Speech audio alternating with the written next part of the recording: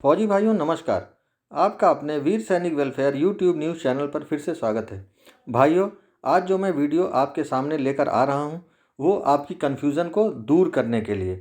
क्योंकि मैंने social media पे या यूट्यूब पे बहुत सारे ऐसे चैनल्स देखे हैं जिनके वीडियोज़ ये बता रहे हैं कि अगर स्पर्श इम्प्लीमेंट होने के बाद आपको अपना मोबाइल नंबर, ईमेल आईडी और आधार अपडेट कराना है तो आप अपने रिकॉर्ड ऑफिस से संपर्क करें। बहुत सारे वीडियोस तो एक प्रोफर्मा भी दे रहे हैं, पीडीएफ फाइल्स भी दे रहे हैं कि आप इस पे एप्लीकेशन पे अपने रिकॉर्ड ऑफिस को अपनी एप्लीकेशन डालें जिससे कि वो आपके मोबाइल नंबर, ईमेल आईडी और आधार अपडेट करें। और क्योंकि स्पर्श से जो मैसेज आना है वो आपके मोबाइल नंबर या ईमेल आईडी पे ही आना है। तो आपकी कन्फ्यूज़न को दूर करने के लिए मैं बता देना चाहता हूँ कि ऐसा कोई भी प्रोसेस फ्रूटफुल नहीं होगा, ऐसा कोई भी प्रोसेस आपके किसी काम नहीं आएगा। आपका कोई भी रिकॉर्ड ऑफिस अपडेट नहीं कर पाएगा और आप नाहक ही परेशान होंगे। मेरी बात फिर से ध्यान से सुन लीजिए कि आपको अपना मोबाइल नंबर, ईमेल आईडी और आधार रिकॉर्ड ऑफिस से अपडेट कराने की आवश्यकता नहीं है और न इसके लिए आपको कोशिश करनी है। क्योंकि मुझसे भी अब ये क्वेश्चंस पूछे जा रहे हैं कमेंट्स के थ्रू कि क्या ऐसा हो रहा है कि एप्लीकेशन दे के रिकॉर्ड ऑफिस आपका ईमेल या मोबाइल नंबर या आधार अपडेट करेगा। तो मैं आपको बता देना चाहता हूँ कि अगर आप पेंशन की टेक्निकलिटीज़ को, बारीकियों को समझते हैं तो आप समझ लीजिए कि क्या लॉजिक है। मैं अपनी बात के पीछे क्या लॉजिक देना चाहता हूँ। लॉजिक यही है कि एक बार जब आप पेंशन इस्टेब्लिशमेंट में चले जाते हैं, जब आप पेंशनर हो जाते हैं तो आपका पीपीओ ज़रूर रिकॉर्ड ऑफिस जाता है, लेकिन आपका जो रिकॉर्ड है, जो डेटा है, वो सिर्फ दो जगह रहता है। एक पीसीडीए पेंशन इलाहाबाद में और एक दूसरी जगह उस बैंक में जहाँ से आप पेंशन लेते हैं या डीपीडीओ में या जो अन्य संस्थाएं थी जो आपको पेंशन देती थी। यहाँ पे हम बैंक की ही बात करें क्योंकि हमारे बहुसंख्यक pensioner, maximum number of pensioners bank से ही पेंशन विड्रॉ करते हैं। तो आपका डेटा या तो पीसीडीए पेंशन के पास है या बैंक्स के पास। अब रिकॉर्ड ऑफिस के पास जब आपका डेटा ही नहीं है तो वो आपका मोबाइल नंबर, ईमेल आईडी और आधार कैसे अपडेट करेगा। अगर आप मेरे चैनल पे मेरे पिछले वीडियोस को फॉलो कर रहे होंगे तो मैंने आपको बताया है कि जो आपका बैंक अकाउंट में जो आपका लेटेस्ट मोबाइल नंबर और अगर ईमेल आईडी भी आपने दिया है वही यूज़ किया जा रहा है आपको मैसेज देने के लिए। जैसा कि आप जानते हैं 1/1/16 या उसके बाद जो लोग रिटायर हुए हैं या डिस्चार्ज हुए हैं उनका माइग्रेशन पहले हो रहा है, उनका पीपीओ पहले स्पर्श पे आ रहा है। तो उन लोग के पास अब इस तरह की किसी भी एक्सरसाइज का कोई मतलब नहीं है। क्योंकि रिकॉर्ड ऑफिस को आप अगर लिखेंगे भी तो वो किसी भी तरह आपका मोबाइल नंबर, ईमेल आईडी और आधार अपडेट नहीं करा पाएगा।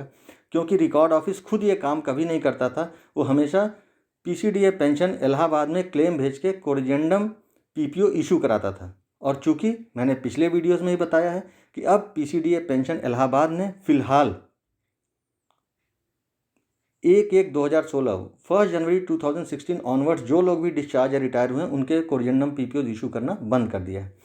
तो 1/1/2016 ऑनवर्ड्स वाले लोगों को कुछ नहीं करना है जिनका कि स्पर्श पे माइग्रेशन इस वक्त अंडरगोइंग है, इस वक्त प्रोसेस में है।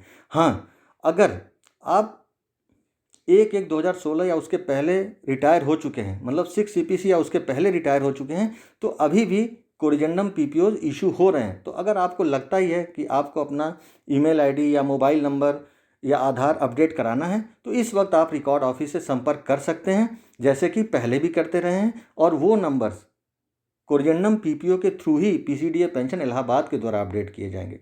लेकिन जो यूट्यूब चैनल देख के या आपको जो बताया जा रहा है कि इस परफॉर्मा पे आप एप्लीकेशन दीजिए और रिकॉर्ड में अपडेट करा लीजिए अपने मोबाइल नंबर, ईमेल आईडी और आधार को, ये बिल्कुल ही गलत है। मैं कहना नहीं चाहता लेकिन बिल्कुल बकवास है। और चूंकि आप लोग नाहक परेशान हो रहे हैं इसलिए मैं आपको बताना चाहता हूँ कि ये प्रोसेस मत करिए, उससे आपको कोई फ़ायदा नहीं मिलने वाला है। और सिस्टम पे भरोसा रखिए। क्योंकि आपको सरकार कभी भी आपकी पेंशन प्रक्रिया में या आपके पेंशन पाने में बाधा जैसा कोई कार्य नहीं करेगी कि उसमें रुकावट हो। इसलिए चूँकि सभी के अकाउंट नंबर्स में मोबाइल्स अपडेटेड हैं, इसलिए वो उन्हीं मोबाइल नंबर्स का इस्तेमाल कर रही है। अगर किसी परसेंट में कभी ऐसी दिक्कत होगी तो भी आपसे किसी न किसी माध्यम से संपर्क करने की कोशिश अवश्य की जाएगी। तो आप लोग निश्चिंत होकर अपने स्पर्श पीपीओ के मैसेज का इंतज़ार करिए। जब तक मैसेज नहीं आता तब तक ये मानिए कि आपकी पेंशन में भी कोई रुकावट नहीं आएगी। अगर पेंशन कभी रुकती है तो सिस्टम की वजह से रुकती है, तो ज़रूर उस खामी को सरकार के द्वारा या जो कंसर्न अथॉरिटीज़ या जो ऑर्गेनाइजेशंस हैं उनके द्वारा ही दूर किया जाएगा। लेकिन इस वीडियो को बनाने का मेरा सिर्फ यही मकसद था कि आपको ये बताना था कि जो आजकल मैं हर वीडियो में या हर चैनल पे देख रहा हूँ कि आपको बताया जा रहा है कि स्पर्श में आपको दिक्कत ना हो तो आप अपना मोबाइल नंबर, ईमेल आईडी और आधार रिकॉर्ड ऑफिस में एप्लीकेशन भेज के सही करा लें, अपडेट करा लें। ये बिल्कुल ही गलत है। इस तरह की किसी प्रक्रिया में ना पड़ें, क्योंकि उसमें आपको सिर्फ समय ही वेस्ट होना है और आपको परेशानी ही होनी है। अगर आपको किसी तरह का डाउट हो तो मैं फिर कहता हूँ कि आप मुझसे कमेंट्स के थ्रू जुड़िए। अगर ज़रूरत पड़ी तो मैं आपका मोबाइल नंबर मांगूंगा, आप नंबर दीजिए, मैं आपसे बात भी कर लूँगा, क्योंकि जो सही प्रोसेस है वही मैं आपको बताऊँगा और वही मैं अभी तक बताता भी आया हूँ। इसी के साथ फिर से ये कहते हुए कि मेरे वीडियोस को अगर पसंद करते हो तो लाइक करिए, उनको ग्रुप में शेयर करिए और मेरे चैनल को सब्सक्राइब करिए, जिससे कि मेरे इस तरह के वीडियोस जो कि आपके किसी काम आते हों वो आपको नोटिफिकेशन सेक्शन में मिल सकें और आप उनका लाभ ले सकें। जब मुझे समझ आएगा, अगली कोई सूचना आपको देने लायक मेरे पास आएगी, मैं फिर वीडियो लेके आपके पास आऊँगा। तब तक के लिए जय हिंद।